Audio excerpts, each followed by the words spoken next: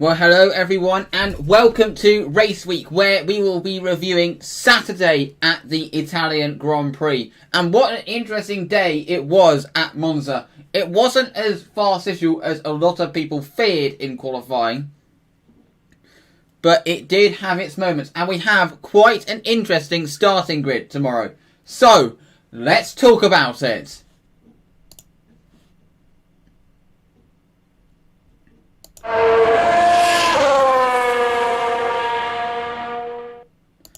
So first we're going to talk about practice. Before we go into qualifying, we're going to talk about practice 3.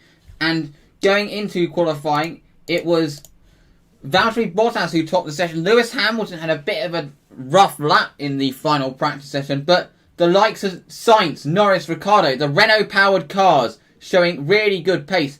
But Daniel Ricciardo brought his car to a stop towards the end of the session, and that meant that it was... But thankfully, he was able to get out for qualifying. So, talking about the qualifying session. And in Q1, things did look a bit ominous about what the deal was going to be with the tow. As towards the end of Q1, everyone was congregating and trying to get the tow off of each other. And it was a bit weird because there could have been quite a big crash between Raikkonen and Ocon. This was just at the end of practice 3. You saw Lewis Hamilton almost smash into the back of another car before qualifying. But going into the final runs, it was Grosjean, Vettel, Giovinazzi, Russell, and Latifi that were in the drop zone, and because of the whole bunching up that happened at the end of Q1, there was no change. And that was a lucky escape for Albon, who was also cost by all the backing up. So out of Q1 was Grosjean, Vettel, Giovinazzi, Russell, and Latifi. Sebastian Vettel going out in Q1. You'd think that would be a big talking point, but considering how it's just not surprising, considering the level of that Ferrari at the moment. George Russell was lamenting that the fact that he did not get another go at it because of the whole madness that occurred. But that was the only time that there were issues. Q2 and Q3 were fairly normal. And then out of Q2, Danny Kvyat just missed out on making it into Q3. With Esteban Ocon in 12th. Charles Leclerc was in 13th. Quite a reasonable position for the Ferrari considering its pace. Then he had Kimi Raikkonen in 14th and Kevin Magnussen in 15th. He brought out the yellow flags at the end of Q2, which may have prevented some others improving their lap. In Q3, that, as not normal, that was when Lewis Hamilton kicked it up a notch. He went faster than Valtteri Bottas on the first run, and then he lowered the bar even further on his second run. And Valtteri Bottas did initially manage to beat Lewis's time, but then Lewis at the end of the session, but Lewis managed to take it back, and it was Lewis Hamilton who once again took pole position at the Autodromo Nazionale di Monza. It was Lewis who took pole ahead of Valtteri Bottas, but the lap of the day has to go to Carlos Sainz. He starts in 3rd. I believe that is a career best for him. That was an incredible job from Carlos Sainz. And a very good qualifying for Sergio Perez to start in 4th. Max Verstappen starts in 5th for Red Bull. Quite disappointing for him. The Red Bull just did not seem that good in a straight line. Then you had Lando Norris in 6th. Daniel Ricciardo would have been slightly disappointed with 7th. And then you had Lance Stroll in 8th. Alex Albon had a really good lap at first, but had his initial time deleted, which I thought was a bit harsh because he didn't gain an advantage by running wide. They showed his particular case, but he actually lost time from it. So I thought removing the lap was needless, but obviously the rules are rules. And Pierre Gasly rounds up the top 10, seemingly testing some upgrades with the Honda engine for Red Bull or AlphaTauri. Then you have Danny Kvyat, Esteban Ocon, Charles Leclerc, Kimi Raikkonen, Kevin Magnussen, Romain Grosjean, Sebastian Vettel, Antonio Giovinazzi, George Russell, and Nicholas Latifi. So, that is the starting grid for tomorrow's Italian Grand Prix.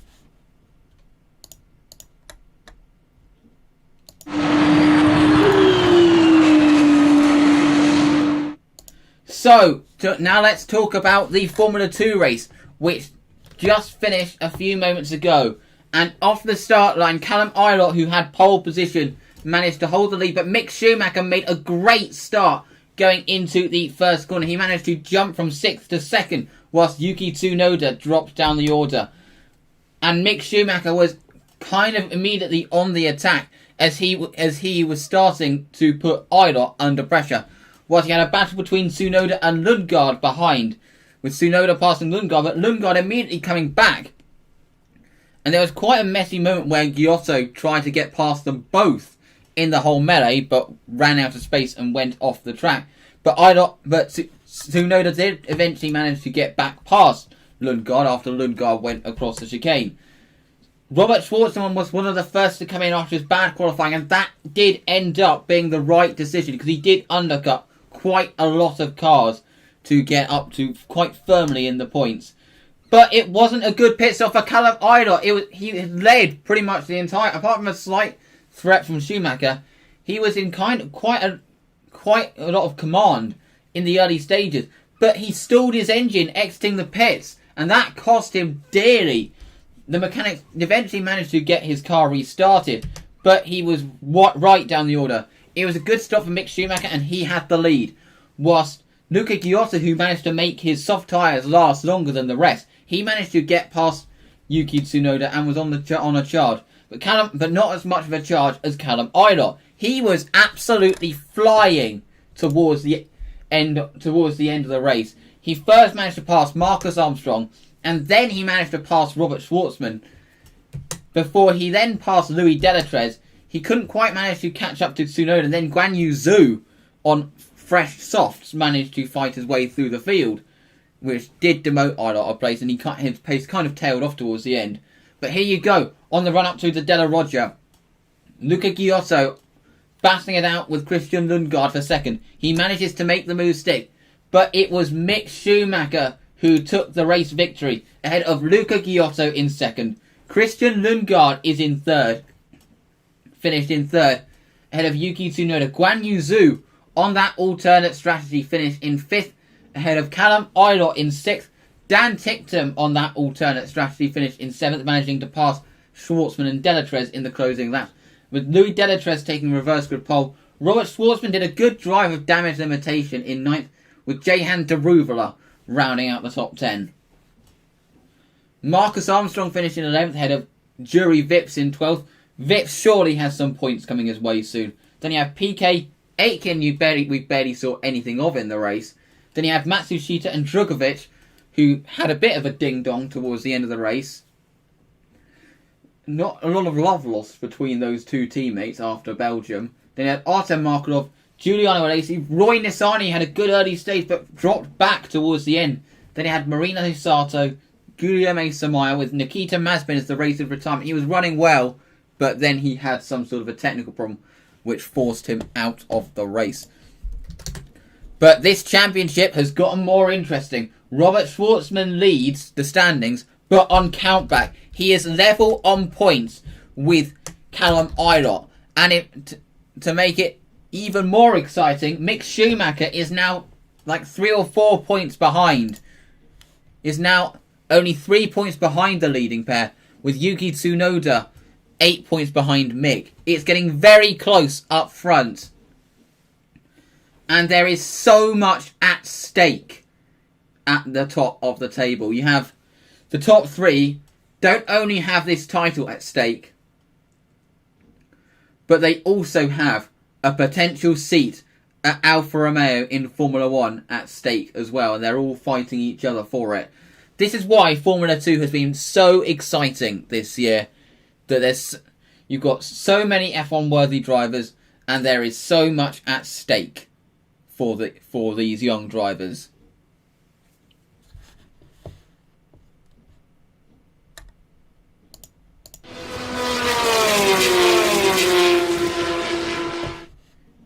And it also can be said that Formula 3 treated us to some great entertainment this morning as the first action of the day.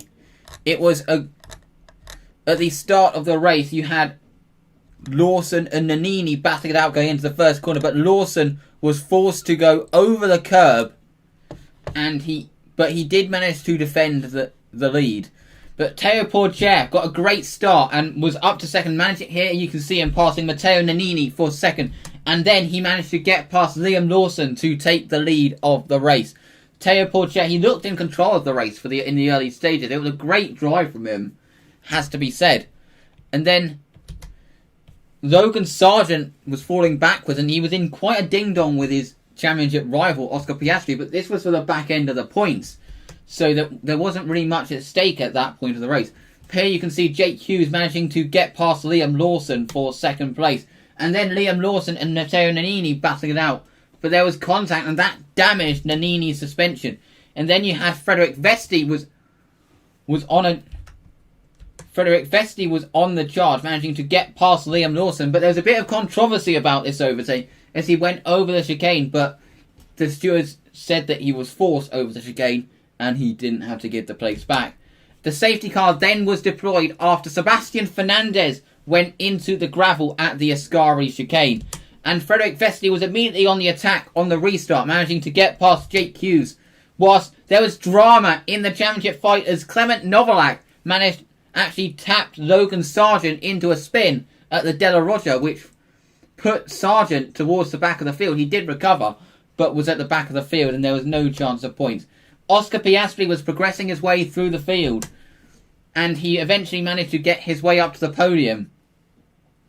But here you can see Frederick Vesti was immediately on the attack, and then he managed to get past Teo Porcher to take the lead. And whilst here you can see Piastri in third place.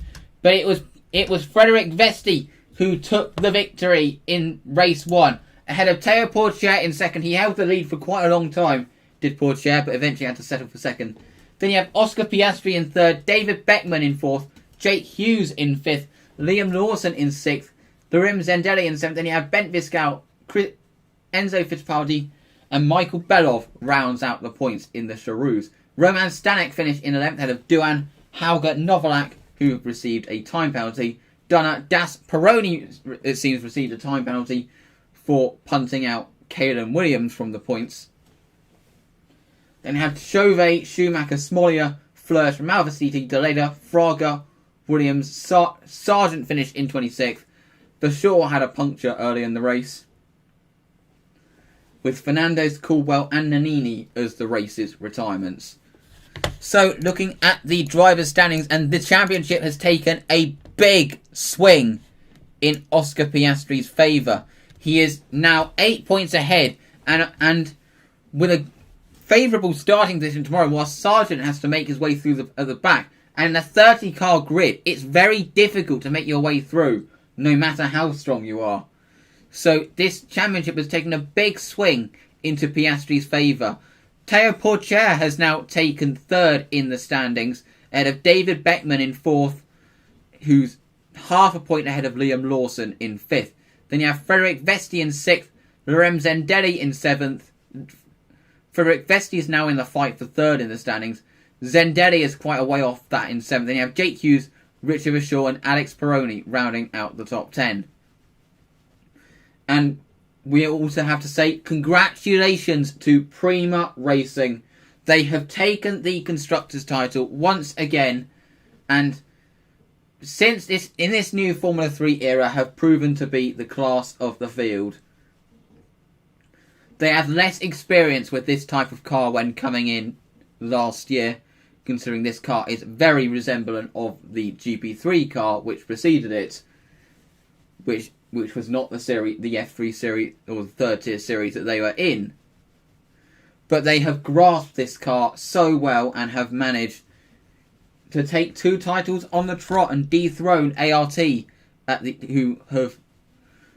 who before held a significant authority at this level on the F1 support bill. So that is it from the Saturday recap. We are expecting it's going to be a very interesting run down to the first corner especially with the likes of Norris and Perez in there. Verstappen really is going to need to make moves quickly to be able to be a factor in this race.